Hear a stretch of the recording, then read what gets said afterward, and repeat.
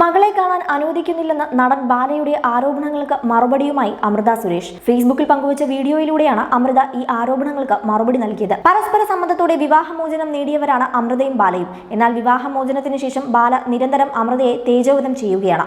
ഇരുവരും ഒപ്പുവെച്ച കരാർ ലംഘിക്കുകയാണ് ബാല. കോടതി വിധി പ്രകാരം മകൾക്ക് 18 വയസ്സ് തികയുന്നതുവരെ അമ്മയാണ് കുഞ്ഞിന്റെ രക്ഷിതാവ്.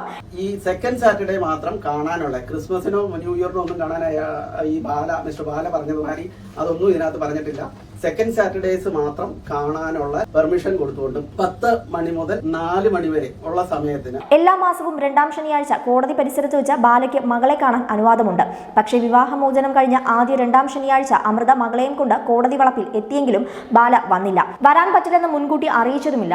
കോംപ്രമൈസ് പെറ്റീഷൻ അനുസരിച്ച് 25 ലക്ഷം രൂപയാണ് ബാല അമൃതയ്ക്ക് നൽകിയത്.